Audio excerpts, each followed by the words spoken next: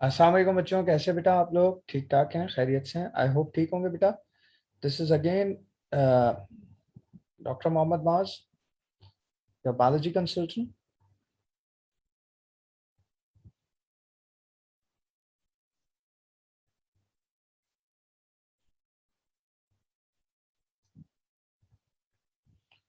और हम एक्चुअली क्या करने जा रहे हैं, अगेन जैसे आपको पता है कि हम बेसिकली फेडरल बोर्ड और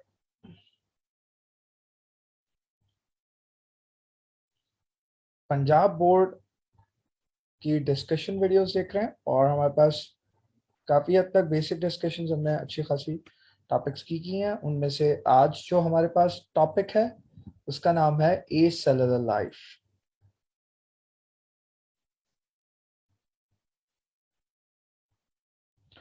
बायोडाइवर्सिटी का टॉपिक है। इसके अंदर हम वायरस के बारे में डिस्कस करते हैं।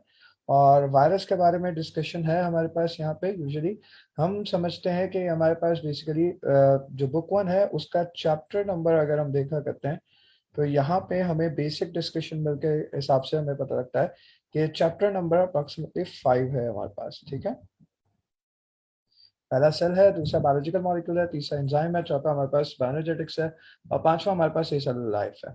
और बुक वन सिंध बोर्ड की बुक का भी बेसिकली ए सेलुलर लाइफ हमारे पास वो चैप्टर नंबर 5 ही है। तो हम इसको डिस्कस करेंगे और कोशिश करेंगे इसकी जो हमारे पास टॉपिक्स हैं उनको हम देखें और अगेन जिस तरीके से हम मैनेज करते थे कोशिश करेंगे वही मैकेनिज्म हो हमारे पास मैनेजमेंट का, और उसी तरीके से हम बेसिकली चीज़ों को अलाइन कर रहे हैं।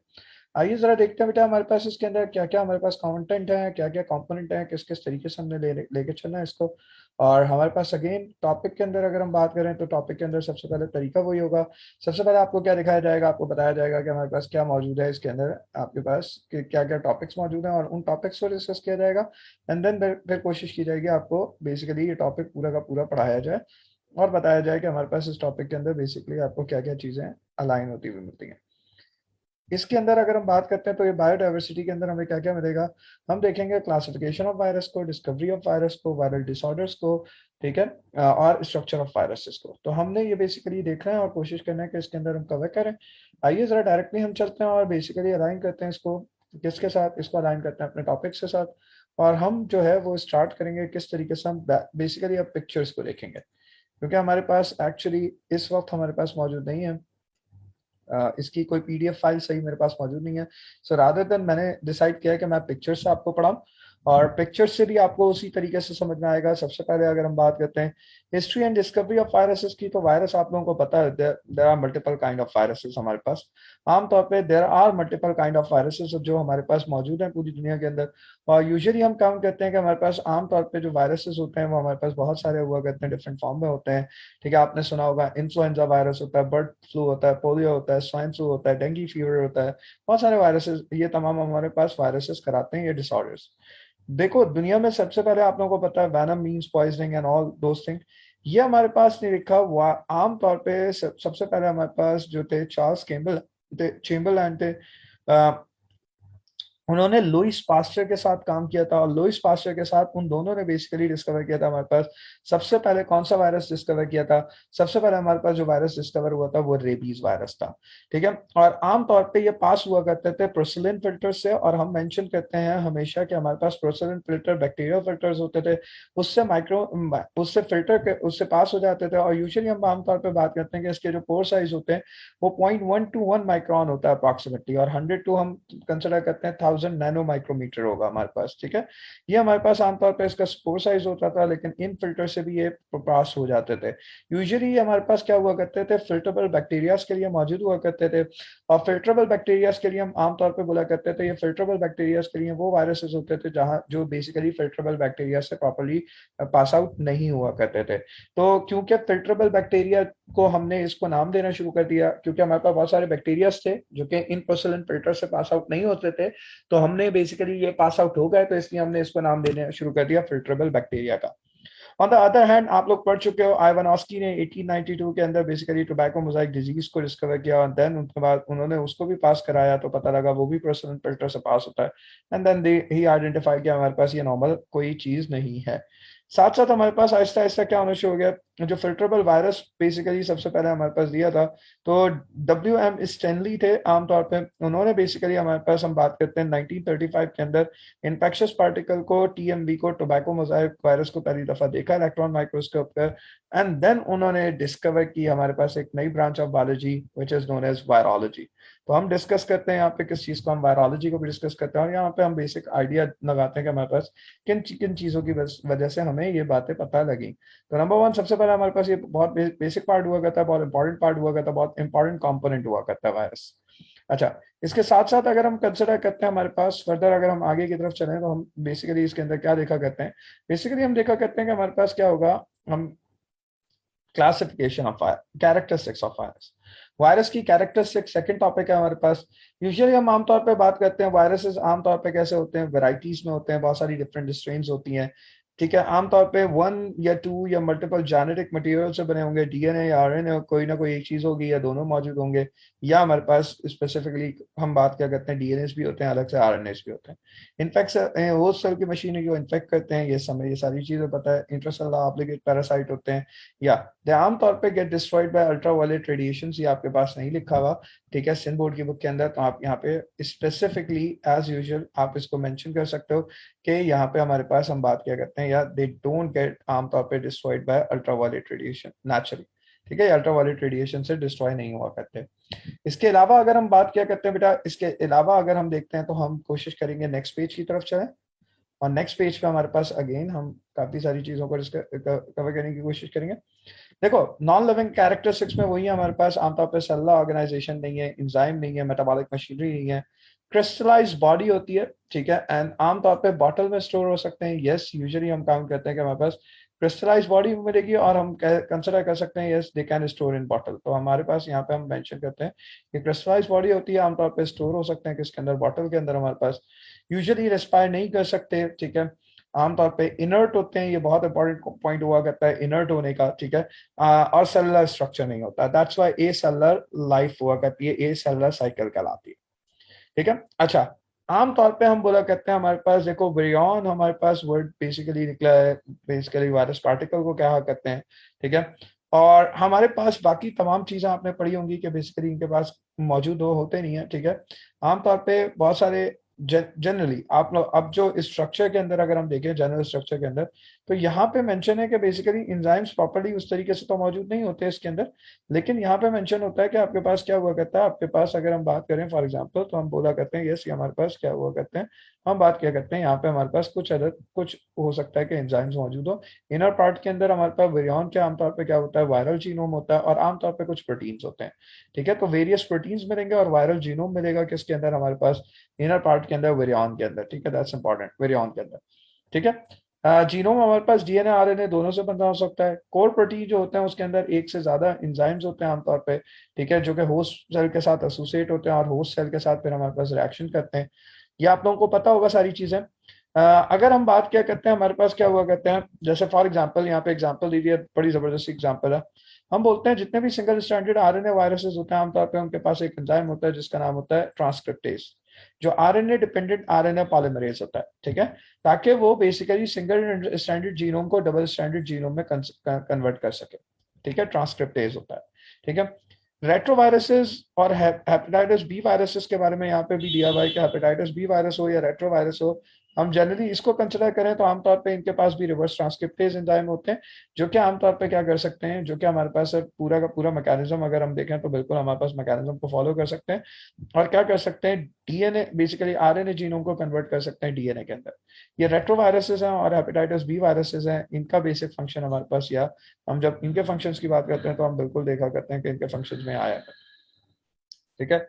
जो कोट होता है, कैप्सोमेर्स होते हैं, वो हम बेसिकली बात करते हैं, कुछ एग्जांपल्स में हमारे पास कैप्सोमेर्स दिए हमें, जैसे हर्पीस के अंदर 162 कैप्सोमेर्स होते हैं हमारे पास, ठीक है, कैप्सिड के अंदर, जबकि एडिनो वायरसेस के अंदर हमारे पास आमतौर पर हम बोला करते हैं कि तकरीबन हमारे पास 252 कैप्सोमेर्स होते हैं, ठीक है। सो ये सिमेट्री में अरेंज होते हैं आमतौर पे, ठीक है, सिमेट्रिकल अरेंजमेंट होती है। ट्रायंगल्स में अगर 20 ट्रायंगल्स में अरेंज है तो हम इसको नाम देता है बेटा इकोसाहेड्रल बोलते हैं, पॉलीहेड्रल बोलते हैं, और हमारे पास स्फेरिकल्स होते हैं इस तरह के, ठीक है। उसके अलावा ग्लाइकोप्रोटीन हम बात करते हैं, एनवलप वगैरह आप लोगों ने पढ़ा होगा, ठीक है, जनरली। उसके अलावा हमारे पास क्या हुआ करता है, ग्लाइकोप्रोटीन स्पाइक्स होते हैं। ये आपको बहुत प्रॉपर्ली बता रहा हूँ कि यहाँ पे लिखा हुआ है स्पेसिफिकली, तो आपको याद होना चाहिए कि हमारे पास क्या हुआ करता है, तकरीबन हम बात करते हैं ग्लाइकोप्रोटीन, इसके ऊपर स्पाइक्स होते हैं। तो क्या हुआ करता है, जैसे आपने बहुत सारी चीजें पढ़ी हुई हैं, हमने इधर आपको बताया स्ट्रक्चर के अंदर, जनरल स्ट्रक्चर के अंदर के वेरियन होंगे, वेरियन के अंदर आपको वायरल जीनोम मिलेगा, और जीनोम के साथ बेसिकली आपको क्या मिलेंगे, प्रोटीन्स बनेंगे उस कोर के अंदर। उस कोर के अंदर हमारे पास, और साथ साथ हम देखते हैं हमारे पास क्या होता है, तो ये हमारे पास कोर है, कोर के अंदर डीएनए आरएनए मिलेगा, वेरियस एंजाइम्स मिलेंगे, प्रोटीन्स होंगे। ठीक है। उसके अलावा हमारे पास क्या होगा, सिंगल स्टैंडर्ड आरएनए होंगे, उनमें जैसे बताया हमारे पास के ट्रांसक्रिप्टेज मौजूद है। ठीक है। और हमने बात किया रेट्रोवायरसेस और हेपेटाइटिस बी के अंदर रिवर्स ट्रांसक्रिप्टेज मौजूद है यूजुअली। सेम। इसके अलावा अगर हम बात करते हैं हमारे पास क्या हो गया है, अगर हम बात करते हैं, यहाँ पे हमने एग्जांपल्स दी, कैप्सोमेर्स की एग्जांपल दी है कैप्सिड में, कि हमारे पास 162 कैप्सोमेर्स हैं, किसके अंदर आपने याद रखना है, बेसिकली हर्पीस वायरस के अंदर। ठीक है, ये याद रखना है। और एडिनो वायरस के अंदर 252 कैप्सोमेर्स हैं। ऑन द अदर हैंड आपने ये याद रखना है कि हमारे पास 20 ट्राइंगल्स मौजूद होते हैं, तो वो बेसिकली हमारे पास जो स्ट्रक्चर होता है सिमेट्री, वो आमतौर पे क्या हो जाती है, कोसाहेड्रल, पॉलीहेड्रल या स्फेरिकल भी बोलते हैं उसको। ठीक है। ठीक है। और आमतौर पे अगर हॉलो कॉइल की फॉर्म में अरेंज होते हैं, तो हम उसको सिर्फ हॉलो कॉइल की फॉर्म में अगर अरेंज होंगे, तो हम उसको बेसिकली हेलिकल बोलते हैं, उस स्ट्रक्चरल अरेंजमेंट को। ठीक है। बाकी स्पाइक्स आपको बता दिए कि स्पाइक्स ग्लाइकोप्रोटीनेशियस स्ट्रक्चर होते हैं, वायरल एनवेलप के ऊपर एक्सटर्नली मौजूद होते हैं, और ये आमतौर पे होस्ट सेल को रिकॉग्नाइज करने के लिए ग्लाइकोप्रोटीन्स होते हैं, मौजूद हुआ करते हैं। ठीक है। इसके बाद फर्दर अगर हम आगे चलेंगे बेटा इसके अंदर, तो हमारे पास और क्या है, क्लासिफिकेशन है वायरस की। ठीक है। यहाँ पे लिखा हुआ है कि बैक्टीरियोफेज कैप्सिड जो होता है, उसके अंदर आमतौर पे 12 वर्टाइसिस होते हैं और 20 फीसेस होते हैं। ठीक है। ये आमतौर पे दो टाइप के कैप्सोमेयर्स हैं। ठीक है। आमतौर पे कैसे कैप्सोमेयर्स हैं, एक होते हैं कोसाहेड्रल कैप्सिड होता है, एक पेंटागोनल, या हम पेंटॉन्स को वर्टाइसिस बोलते हैं, या हेक्सॉन्स हमारे पास आमतौर पे। पेंटॉन्स का मतलब होता है 5। अगर हम देखते हैं इस इकोसाहेड्रल कैप्सिड के अंदर, अगर हम देखें, तो यहाँ पे हमें बेसिकली बताया जाता है कि आमतौर पे क्या होगा, पेंटागन, यानी हमारे पास 5 स्ट्रक्चर, अगर हम देखें 5 कॉर्नर वाले हमारे पास पेंटागोनल जो होंगे, वो हमारे पास क्या होंगे, वो हमारे पास वर्टाइसिस होते हैं। ठीक है। On the other hand hexagonal हमारे पास क्या हुआ करते हैं, फेसेस होते हैं। ठीक है। ये आमतौर पे बेसिकली हमारे पास हम बोलते हैं अरेंजमेंट होती है इसकी, और इसकी वजह से हम बोला करते हैं देयर आर ऑलवेज 12 पेंटॉन्स। ठीक है। 12 हमेशा क्या होंगे, पेंटॉन्स मौजूद होंगे, जैसे हमने बोला पेंटागोनल वर्टाइसिस मौजूद है। But the number of exon vary from among viruses, different viruses के अंदर डिफरेंट होते हैं हमारे पास यूजुअली। ठीक है। एचआईवी जैसे कैप्सिड है, उसके अंदर अनयूजुअल कोन शेप स्ट्रक्चर्स होते हैं। ठीक है। तो हम बोला करते हैं उसके अंदर 12 पेंटामेरिक रिंग होते हैं, ओवर 100 हेक्सामेर्स। ठीक है। हेक्सामेर्स जो होते हैं वो उनके अंदर क्या हुआ करते हैं, 100 हुआ करते हैं। ये बहुत अलग बात है एचआईवी के अंदर, जबकि पेंटामेर्स हमेशा 12 ही रहते हैं। यानी आपके पास जो वर्टाइसिस होंगे वो हमेशा सेम ही रहेंगे, that should be in 12 in number. और अगर हम बात किया करते हैं हमारे पास हेक्सागोनल की बात करें, हेक्सागोनल हम बात करते हैं किसकी, फेसेस की। तो फेसेस आमतौर पर क्या हुआ करते हैं, डिपेंड करते हैं हमारे पास डिफरेंट। पोलियो वायरस के अंदर, या हमारे पास पोलियो वायरस के अंदर कैप्सोमेर्स कितने होते हैं, 32 होते हैं। ठीक है। नंबर ऑफ कैप्सोमेर्स 32 होते हैं, विच इज 20 एंड 12। ठीक है। नंबर ऑफ कैप्सोमेर्स, ये हमें याद रखना है। अच्छा भाई, हमारे पास यहां से आगे चलते हैं, तो हमारे पास क्या चीज हुआ करती है, हम बात करते हैं बेटा क्लासिफिकेशन ऑफ वायरस की। वायरस की आमतौर पे क्लासिफिकेशन किसके ऊपर डिपेंड करती है, होस्ट ऑर्गेनिजम्स के ऊपर। ठीक है। और हम यूजुअली आमतौर पे बात करते हैं होस्ट ऑर्गेनिज्म के ऊपर, साथ साथ स्ट्रक्चरल क्लासिफिकेशन, मोर्फोलॉजी, जीनोटाइप, बहुत सारी चीजों के ऊपर डिपेंड कर रहा होता है हमारे पास कि हमारे पास क्या ऑर्गेनिज्म है, कैसे जा रहा है वो, उसकी मोर्फोलॉजिकल एक्सटर्नल अपीयरेंस कैसी है, जीन कैसी है, उसकी मोड ऑफ एक्शन कैसा है इन होस्ट। हम बात करते हैं हमारे पास क्या हुआ करता है, हमारे पास काफी सारी क्लासिफिकेशन ऑफ वायरस हमें यहाँ पे मिला करती है। आमतौर पे हम देखा करते हैं हमारे पास यूजुअली हम बात क्या करते हैं, रेप्लिकेशन मेजरली अगर हम देखें काफी इंपॉर्टेंट हुआ करती है इस क्लासिफिकेशन ऑफ वायरस के हिसाब से देखें हम। तो आप लोगों को यहाँ पे मैं बताना चाहता हूँ कि basically dependent upon the host हमने कुछ क्लासिफिकेशन की है, एनिमल है, बैक्टीरिया के अंदर है, प्लांट के अंदर है। ठीक है। कहाँ पे, तो ये हमारे पास classification based upon the host होती है। ठीक है। जीनोम की बेसिस के ऊपर हम देख लेते हैं कुछ क्लासिफिकेशन है हमारे पास। ठीक है। अब ये एनिमल प्लांट वाले बहुत आसान टॉपिक हुआ करता है, ये यूजुअली आप लोगों को पता होगा। ठीक है। मैं कोशिश करता हूँ कि आप लोगों को बेसिकली थोड़ा सा और बेहतर तौर पे अलाइन करूं और टॉपिक को आगे लेके चलो। ठीक है बेटा। बैक्टीरियोफेज वायरस आमतौर पे बैक्टीरिया को किल करता है, सबको पता है। Plant viruses more than 200 type viruses हैं, ये सब आपको पता होंगे। एनिमल वायरसेस, बहुत सारे टाइप के वायरसेस हैं, ये सारे आप लोगों को पता होगा। ठीक है, ये बेसिकली अगर हम बोलते हैं कि हमारे पास बेसिक है और इसको हम आमतौर पे ओवरऑल देखें तो हमारे पास सबको ये तकरीबन पता होती है। ऑन द बेसिस ऑफ, अगर हम देखते हैं कैप्सिड की बेसिस के ऊपर देखते हैं हमारे पास, ठीक है, वायरस की, तो वायरस की कैप्सिड की बेसिस के ऊपर अगर हम क्लासिफिकेशन को देखें हमारे पास, यूजुअली हम आमतौर पर बोला करते हैं एक डाइवर्स क्लासिफिकेशन है, ठीक है। और ओवरऑल अगर हम देखें तो हमारे पास थोड़ी सी चेंजेस हैं, कुछ हमारे पास चेंजेस हैं, आइए जरा मैं उनको एड्रेस कर लेता हूँ। देखो फॉर एग्जांपल हमारे पास हम बात करते हैं, या हमारे पास हेलिकल कैप्सिड होगा, तो ओवरऑल शेप होगी हमारे पास रिजिड रॉड लाइक शेप होगी, which is tobacco mosaic virus. इसकी एग्जांपल्स याद रखते हैं, tobacco mosaic virus, TM. Polyhedral capsid है आमतौर पे, ठीक है, और ग्लाइकोप्रोटीन स्पाइक्स मौजूद है एज ईट ईच वर्टेक्स के ऊपर, एक वर्टेक्स के ऊपर हमारे पास मौजूद होंगी, दैट्स एन एडिनो वायरस। ये हमारे पास आमतौर पे क्या हुआ करते हैं, एडिनो वायरस होते हैं। तो मैं चाहता हूँ कि मैं बेसिकली टोबैको मोजाइक वायरस को और एडिनो वायरस को इस अलग कलर से हाईलाइट करूँ, ठीक है।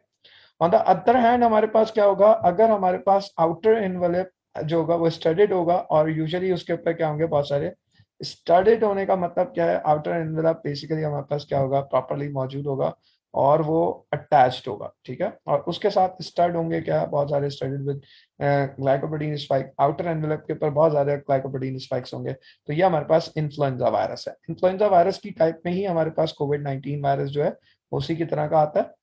उसी के अलावा हमारे पास क्या होता है, अगर कॉम्प्लेक्स कैप्सिड होगा, polyhedral head and tail apparatus होगा, अगर कैप्सिड के अंदर आपको हेड एंड टेल एपरेटस दिखे, ठीक है, तो आप समझ जाइएगा कि ये हमारे पास कौन सा है। यस, ये आप लोगों ने याद रखना है। ये आपके पास बैक्टीरियोफेज वायरस है, ठीक है। क्योंकि ये हमारे पास गिवन नहीं है सिन बोर्ड के अंदर, तो आप लोगों को इसलिए पढ़ाना पड़ा है, इसलिए आपको बताना है ये बात कि याद रखिएगा कि हमारे पास क्या हुआ करता है, अगर हेलिकल कैप्सिड होता है तो ओवरऑल अगर हम देखें तो रिजिड रॉड लाइक शेप होती है, that is known as tobacco mosaic virus. Polyhedral capsid होता है अगर हमारे पास विद ग्लाइकोप्रोटीन्स होते हैं पॉलीहाइड्रल कैप्सिड, तो वो आमतौर पे हम एडिनो वायरस कंसिडर करेंगे। वो आउटर एनवेलप होगा लेकिन started with multiple glycoproteins spikes के ऊपर होंगे, हमारे पास ग्लाइकोप्रोटीन स्पाइक्स बहुत सारे होंगे, तो इन्फ्लुएंजा वायरसेस हैं। एंड देन पॉलीहाइड्रल हेड और टेल एपरेटस है, देन बैक्टीरियोफेज वायरसेस है। बाकी double standard DNA viruses, single standard DNA viruses, ठीक है, डबल स्टैंडर्ड आरएनए वायरसेस, ये सब आप लोग पढ़ चुके हैं, आपके पास बहुत ही प्रॉपर है मौजूद, और आप लोग देख सकते हैं उसको। बस specifically toga virus, rubella virus के नाम से याद रख लेना, ये आपके पास मौजूद है डिटेल के अंदर। सिंगल स्टैंडर्ड टेम्पलेट एमआरएनए यानी positive strand RNA viruses, negative strand RNA viruses की बात हो रही है यहाँ पे, तो इनको जरा देख लेना आप लोग। और मेरे ख्याल से ये आप लोगों को आप अच्छे से पढ़ चुके हो टर्मिनोलॉजी, तो ये हमारे पास बेसिकली हम देखा करते हैं, ये सिन बोर्ड के अंदर मौजूद। चलो, इसके अलावा हम बात किया करते हैं, हम आगे चलते हैं बेटा, और आगे हम देखा करते हैं हमारे पास नेक्स्ट होता है कि बेसिकली हम देखें, ये हमारे पास बेसिक अगर हम देखें इसके अंदर तो ये बेसिक्स हैं। अब जरा हम देखते हैं HIV को, ठीक है। HIV को हम बेसिकली अगर हम देखें यहाँ पे, तो सबसे पहले आम तौर पे हमारे पास HIV जो है वो ह्यूमन इम्यूनो वायरस है। आमतौर पे इसने क्या कराया है, इसने कराया है एड्स।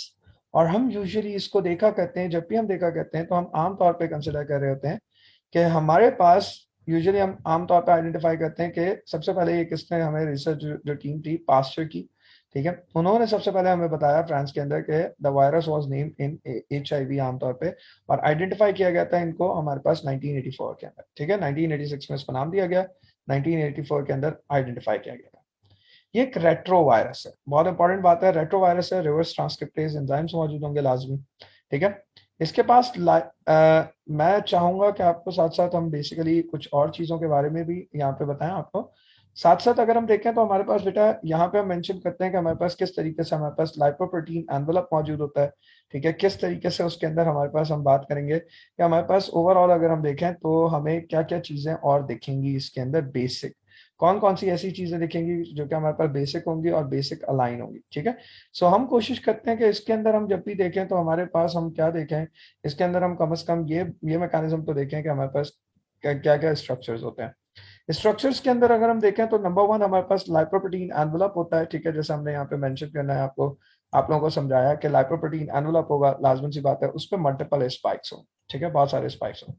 अच्छा, ग्लाइकोप्रोटीन कौन सा होता है हमारे पास, जीपी, इसको हम बोलते हैं 120, या मैं बोलता हूँ जीपी ट्रांसमेम्ब्रेन, जीपी 41, ये दो हमें याद रखना है। जीपी हमारे पास ग्लाइकोप्रोटीन बेसिकली अगर हम बात करें यहाँ पे, तो ये हमारे पास डिफरेंट ग्लाइकोप्रोटीन है, या बिल्कुल एक और डिफरेंट अगर हम देखें तो हमारे पास ये बिल्कुल एक डिफरेंट ग्लाइकोप्रोटीन है। और यूजुअली हम बात करते हैं कि हमारे पास आमतौर पर ये जो ग्लाइकोप्रोटीन होता है, ये यूजुअली हमारे पास हम बोला करते हैं कि हमारे पास इस तरीके से अलाइन होता है, ठीक है। और ये हमारे पास ट्रांस मेम्ब्रेन प्रोटीन GP41 और GP120, ये हमारे पास ग्लाइकोप्रोटीन्स के पार्टिकल्स होते हैं। या आमतौर पे क्या करते हैं, ये मेजरली हमारे पास क्या करते हैं, बडिंग प्रोसेस के अंदर यूटिलाइज हो रहे होते हैं, ठीक है। इसके अलावा अगर हम देखते हैं तो हमारे पास क्या हुआ करता है, इसके अलावा हमारे पास हम बात क्या करते हैं, हम प्रोटीन शेल की बात करेंगे, ठीक है। मैट्रिक्स प्रोटीन्स होते हैं, क्या हुआ करते हैं मैट्रिक्स प्रोटीन्स, अभी आपको दिखाते हैं प्रॉपर्ली किस तरीके से होते हैं। और ये HIV का कैप्सिड जो होता है वो हमारे पास कैसा होता है, वो कॉनिकल शेप्ड होता है, ठीक है, आमतौर पे, सही है। सो हम देखते हैं, जरा इसके स्ट्रक्चर को देखते हैं, बेहतर तौर पे कोशिश करते हैं कि अलाइनमेंट कर सकें और हमें ये बात समझ में आए।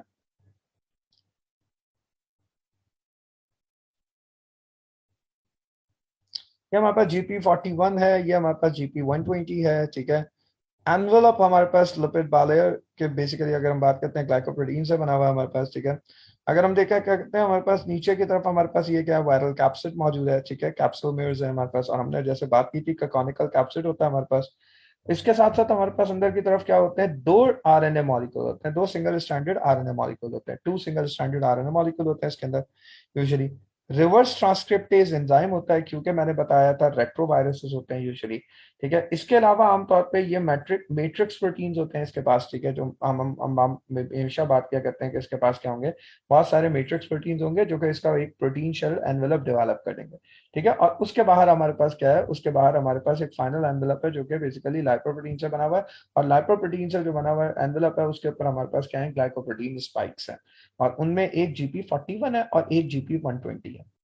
सो आई होप आपको ये समझ में आया होगा जैसे मैंने बताया। और ये लिपिड मेम्ब्रेन जो है ये आमतौर पे बडिंग के अंदर मेजर फिनोमेना के अंदर रोल प्ले करती है। So these are the things जो कि हमें याद रहनी चाहिए, हमें बेसिक ऑर्गेनाइजेशन के साथ कम से कम याद रहनी चाहिए। अब अगर हम इसके साथ साथ देखें इसके अंदर, तो हमारे पास बेटा लाइफ साइकिल, अगर मैं आमतौर पर बोलूं, इसको जरा देखने के लिए आपको लाइफ साइकिल को देखना पड़ेगा इसकी।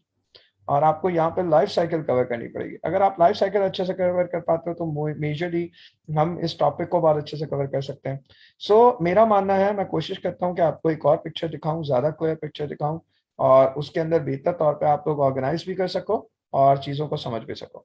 जस्ट गिव मी, यहाँ पे मैं एक सेकेंड के लिए आपकी वीडियो के साथ रुकूंगा, और हम जो है वो मैं आपको बेसिकली कोशिश करूंगा आपको प्रॉपरली जो चीज़ मुझे दिखानी है उसको मैं बहुत प्रॉपरली आपको दिखाऊं, और अच्छी सी डायग्राम दिखा दूं एक, ताकि आप लोगों को बेहतर तौर पे समझ में आए जो मैकेनिज्म हो रहा है वो हमारे पास हो क्या रहा है, वो मैकेनिज्म किस तरीके से हो रहा है और हो भी क्यों रहा है, ठीक है। अगर एक मैकेनिज्म हो रहा होता है तो उस मैकेनिज्म के अंदर हम क्या देख रहे होते हैं।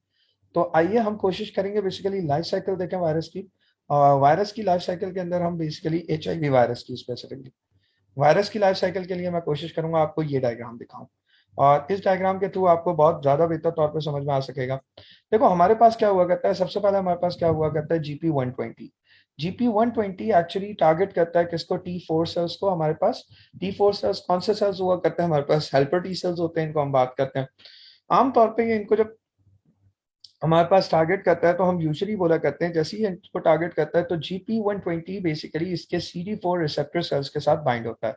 और जैसी जी जी हम बात करते हैं GP120 इसके CD4 रिसेप्टर सेल्स के साथ बाइंड होगा, ऑटोमेटिकली हमारे पास बाइंड होने की वजह से अब क्या होगा, बाइंड होने की वजह से एक्टिवेशन हो जाएगी और ये बडिंग फिनोमेना के थ्रू इंड्यूस हो जाएगा और ये फ्यूज हो जाएगा।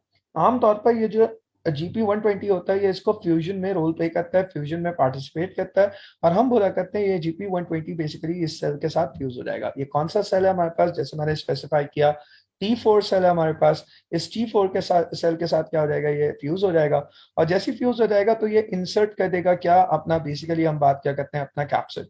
और कैप्सिड इंसर्ट करता है हमारे पास, और कैप्सिड के अंदर हमारे पास दो अदद हमारे पास क्या हुआ करते हैं, सिंगल स्ट्रैंडेड RNA मॉलिक्यूल हुआ करते हैं, जैसा हमने अभी थोड़ी देर पहले पढ़ा था। और जब हम बात करते हैं हमारे पास ये दोनों कैप्सिड, ये पूरा कैप्सिड होता है और दो अदर हमारे पास सिंगल स्ट्रैंडेड RNA मॉलिक्यूल होते हैं। ये आम तौर पे क्या होता है, ये वायरल प्रोटीन, वायरल कोर है, ठीक है। इस वायरल कोर को हम बोला करते हैं, वायरल कोर को या इस वायरल कोर प्रोटीन को बेसिकली एंडोसाइटोस कर लिया है किसने, T4 सेल्स में। और जैसे ही वो एंडोसाइटोस कर लेते हैं तो एंडोसाइटोसिस के बाद वो बेसिकली एंटर हो जाता है किसके अंदर, वो हमारे पास एंटर हो जाता है T4 सेल के अंदर। अब हमारे पास क्या होगा, ये वायरल कोड रप्चर हो जाएगा, यहाँ से हमारे पास रप्चर होगा, और हम बोलते हैं कि हमारे पास क्योंकि वायरल आरएनए है, और जैसे हमने बात की थी कि हमारे पास ये वायरल आरएनए होते हैं, ये 2 सिंगल स्ट्रैंडेड आरएनए होते हैं। अच्छा, एक चीज बहुत इंपॉर्टेंट है, यहाँ पे हमने मेंशन किया हुआ है कि हेल्पर टी सेल्स हैं वो CD4+ सेल्स को टारगेट करें, CD4+ सेल्स के रिसेप्टर्स को, CD4+ सेल्स के रिसेप्टर्स को टारगेट कर रहे हैं, और वो CD4 रिसेप्टर्स को टारगेट करके बेसिकली हमारे पास किसके थ्रू, ग्लाइकोप्रोटीन जो जीपी हमारे पास 120 है उसके थ्रू अटैच हो रहे हैं। अच्छा, अब क्या होता है, अब हमारे पास ये होता है कि हमारे पास जो दो हमारे पास आरएनए हैं जो कि सिंगल स्ट्रैंडेड आरएनए हैं, वो आमतौर पे क्या हुआ करते हैं, वो सेपरेट हो जाते हैं इससे थर्ड प्रोसेस के अंदर, और जैसे ही वो इससे सेपरेट हो जाते हैं हमारे पास क्या हुआ करता है, वो हमारे पास बेसिकली क्या करते हैं, रिवर्स ट्रांसक्रिप्शन का फिनोमेना करते हैं, और रिवर्स ट्रांसक्रिप्शन के जरिए से वो हमारे पास क्या करते हैं, रिवर्स ट्रांसक्रिप्टेज एंजाइम को यूज करते हैं जो उनके पास मौजूद होता है, और उसको यूज करते हुए एक्चुअली वो क्या बिल्टअप कर लेते हैं, हमारे पास डीएनए बिल्ड कर लेते हैं, और एक कॉम्प्लीमेंट्री डीएनए बनना शुरू हो जाता है हमारे पास रिवर्स ट्रांसक्रिप्टेज को यूज करते हुए, रिवर्स ट्रांसक्रिप्शन होती है, और हमारे पास आरएनए से, सिंगल स्ट्रैंडेड आरएनए से यहाँ पे हमारे पास डीएनए डेवलपमेंट हो जाती है, और जब हमारे पास यहाँ पे कॉम्प्लीमेंट्री डीएनए डेवलप हो जाता है, तो कॉम्प्लीमेंट्री डीएनए के दौरान हम कंसिडर कर रहे होते हैं ये कॉम्प्लीमेंट्री डीएनए अब एक्चुअली क्या करता है, ये कॉम्प्लीमेंट्री डीएनए जाता है न्यूक्लियस के अंदर जाता है, और न्यूक्लियस के अंदर जाने के लिए बेसिकली हमारे पास यहाँ पे अगेन इंजाइम्स होते हैं, वो इंजाइम्स यूटिलाइज होते हैं, और उन इंजाइम को यूटिलाइज होते हुए हमारे पास ये एंटर हो जाता है किसके अंदर, न्यूक्लियस के अंदर, और जब जैसे ये न्यूक्लियस के अंदर एंटर होता है तो हमारे पास, हम आमतौर पे बात करते हैं इसकी ट्रांसपोर्टेशन कराने के लिए परफोरेंस हमने पढ़े थे, ठीक है, सेल के टॉपिक के अंदर, और उसको अच्छे से देखा था, तो वो परफोरेंस अलाउ करते हैं जिसकी वजह से ये क्या होना शुरू हो जाता है, एंटर होना शुरू हो जाता है, और हमारे पास ये इंटीग्रेट करना शुरू हो जाता है किसके साथ, ये इंटीग्रेट करना शुरू हो जाता है प्रॉपर क्रोमोसोम के साथ। अब जब ये क्रोमोसोम के साथ कॉम्प्लीमेंट्री डीएनए इंटीग्रेट करेगा होस्ट सेल के क्रोमोसोम के साथ, तो हम बोला करते हैं एक एंजाइम की जरूरत रहती है, that is known as integrase, आमतौर पे वो इसको इंटीग्रेशन कराता है, और ये होस्ट सेल क्रोमोसोम के साथ क्या हो जाता है, अटैच हो जाता है यूजुअली, और जब होस्ट सेल क्रोमोसोम के साथ अटैच हो जाएगा तो ऑटोमेटिकली इंटीग्रेशन के बाद अब ये क्या करना शुरू कर देगा, अब ये बना देगा provirus. Now this provirus has host cell chromosome mean human chromosome, and the other thing is, हम बात क्या करते हैं, हमारे पास क्या हुआ करता है, the other thing is हमारे पास क्या हुआ करता है, यहाँ पे हमारे पास ये कॉम्प्लीमेंट्री डीएनए भी engaged है, और जब हमारे पास यहाँ पे कॉम्प्लीमेंट्री डीएनए एंगेज होता है इसके साथ, तो अब हमारे पास क्या मैकेनिज्म होता है, अब हमारे पास एक होता है जीनोम आरएनए, और अब ये डेवलप करता है, अब जाहिर सी बात है ये डेवलप करेगा, एक जीनोम आरएनए डेवलप करेगा, ठीक है, जो कि हमारे पास सिंगल स्ट्रैंडेड होगा अगेन जैसा हमारे पास पहले मौजूद था, और एक मैसेंजर आरएनए डेवलप करता है। सो हम बात करते हैं कि हमारे पास एक मैसेंजर आरएनए होगा और एक जीनोम आरएनए होगा। जीनोम आरएनए सिंगल स्ट्रैंडेड होगा, वो अपने आप को अपना एक और स्ट्रैंड डेवलप कर लेगा, ठीक है, बिल्कुल सेम, ठीक है, और साथ साथ हमारे पास क्या हुआ करता है अगेन, ठीक है, आरएनए पॉलीमरेज का यूज करके, यहाँ पे हमारे पास क्या होगा, हम बोला करते हैं that is RNA dependent RNA polymerase, यहाँ पे जो आरएनए पॉलीमरेज है वो आरएनए डिपेंडेंट आरएनए पॉलीमरेज है, और उसके थ्रू हमारे पास यहाँ पे क्या होगा, एक और आरएनए डेवलप हो जाएगा, तो मेरे पास 2 आरएनए का मॉलिक्यूल डेवलप हो जाएंगे, साथ साथ मेरे पास क्या हो जाएगा, एक अदर जो मैसेंजर आरएनए प्रोड्यूस होगा वो ट्रांसक्रिप्शन जाने के बाद क्या करेगा, ट्रांसलेशन करेगा, एंड देन स्ट्रक्चरल प्रोटीन्स बनाएगा होस्ट सेल राइबोसोम्स को यूज करके, और फिर अगेन हमारे पास क्या होना शुरू हो जाएगा, वो हमारे पास अगेन एक वायरल कोर बनना शुरू हो जाएगा, उसके इर्द गिर्द हम बोलते हैं कि हमारे पास क्या होना शुरू हो जाएगा, एक एनवेलप डेवलप होना शुरू हो जाएगा, और ऐसा ऐसा हमारे पास उसके अंदर 2 सिंगल स्ट्रैंडेड आरएनए इंसर्ट हो जाएंगे, एंड देन एक हमारे पास एक न्यू वायरस निकलेगा, ठीक है, दैट्स हाउ हमारे पास HIV-1 वायरस जो होता है वो बेसिकली पूरी की पूरी साइकिल को परफॉर्म करता है। ये साइकिल आपके पास इस पेज के ऊपर लिखी हुई है, मैंने बेसिकली इसको बिल्कुल ही समराइज कर दिया है, बात ही स्पेसिफाई कर दिया, पूरी की पूरी यही साइकिल लिखी हुई है, सही है, बेसिकली अगर आप देखना चाहें अटैचमेंट एंड एड्सॉर्प्शन, एड्सॉर्प्शन होती है इसकी, पेनिट्रेशन सेकंड फेज के अंदर होती है, रिवर्स ट्रांसक्रिप्शन होती है, then breakdown of viral genomic RNA होता है, रेप्लिकेशन होती है, इंटीग्रेशन होती है, प्रोवायरस बनता है, ट्रांसक्रिप्शन होती है, बायोसिंथेसिस ऑफ प्रोटीन्स होते हैं, and then maturation and release होता है। तो आप इसके अंदर अगर आप पढ़ेंगे तो आपको यही मिलेगा, बेसिकली इनिशियल स्टेप में HIV-1 जो है इसकी एब्जॉर्प्शन होती है, अटैचमेंट होती है 120, अगर हम बात करते हैं 120 CD ग्लाइकोप्रोटीन 120 के साथ CD4 रिसेप्टर्स के साथ आमतौर पे, फिर उसके बाद क्या हुआ करता है, फिर इसका फ्यूजन होता है, फ्यूजन के बाद हमारे पास अनकोटिंग होती है, और अनकोटिंग के बाद ही हमारे पास वायरल कैप्सिड एंटर हो जाता है। यहाँ पे आपको याद रखने की क्या जरूरत है, यहाँ पे आपको याद रखने की जरूरत है, यस आप याद रख सकते हैं बिल्कुल, यहाँ पे आप याद रख सकते हैं अनकोटिंग फिनोमेना को, और अनकोटिंग को बहुत अच्छे से यहाँ पे आप डिटेल में याद रख सकते हैं। देन हम क्या कर सकते हैं, देन हम कंसिडर करते हैं कि हमारे पास एंजाइम्स होते हैं। जो एंजाइम्स होते हैं वो आमतौर पे होते हैं हमारे पास रिवर्स ट्रांसक्रिप्टेज, ठीक है, जो कि आमतौर पे रिवर्स ट्रांसक्रिप्शन करते हैं और कॉम्प्लीमेंट्री डीएनए बनाते हैं, जैसे मैंने बताया था आप लोगों को पहले भी, और डिटेल में ये सारी चीजें बता चुका हूँ। मुझे आई होप आप लोगों को ये समझ में आ रहा होगा, ठीक है, बहुत प्रॉपरली। कोशिश ये कर रहे हैं कि आपको अच्छे से समझा दें, ठीक है। आफ्टर रिवर्स ट्रांसक्रिप्शन हमारे पास वायरल जीनोमिक आरएनए जो होता है वो डिसइंटीग्रेट हो जाता है, ठीक है। और डिसइंटीग्रेट होने के बाद बेसिकली अब वो क्या करना शुरू कर देता है, जैसे हमने बात की थी कि हमारे पास राइबोन्यूक्लियेज एंजाइम के साथ डिसइंटीग्रेट हो जाता है। रिवर्स ट्रांसक्रिप्शन के बाद वायरल जीनोमिक आरएनए जो होता है वो अलग हो जाता है। अब वो जब अलग हो जाता है हमारे पास, तो फिर क्या होता है, सिंगल स्ट्रैंडेड कॉम्प्लीमेंट्री डीएनए होता है, वो अपना एक डबल स्ट्रैंडेड कॉम्प्लीमेंट्री डीएनए में कन्वर्ट होता है। ये दो प्रोसेस हैं जो कि आपको याद रखने चाहिए यहाँ पे मेरे हिसाब से। एक चीज क्या है कि आपके पास जैसी बन जाता है हमारे पास रिवर्स ट्रांसक्रिप्शन के थ्रू वायरल जीनोमिक आरएनए, वापस से डीएनए वाले पार्ट से डिसइंटीग्रेट हो जाता है by the help of RNA enzymes. और फिर हमारे पास क्या होता है, सिंगल स्ट्रैंडेड जो होता है डीएनए कॉम्प्लीमेंट्री डीएनए, ये कन्वर्ट हो जाता है डबल स्ट्रैंडेड कॉम्प्लीमेंट्री डीएनए। क्यों? क्योंकि इसने जाके इंटीग्रेशन करनी है, तो इंटीग्रेशन के लिए बेसिकली इसको डबल स्टैंडर्ड होना जरूरी है। एंड देन इसकी इंटीग्रेशन हो जाती है, और इसकी इंटीग्रेशन होने के बाद हम बेसिकली बात क्या करते हैं कि हमारे पास प्रोवायरस बन जाता है। देन प्रोवायरस हमने जैसे बात की थी मैसेंजर आरएनए बनाता है, और एक हमारे पास जीनोमिक आरएनए डेवलप कर देता है। और हम बात करते हैं हमारे पास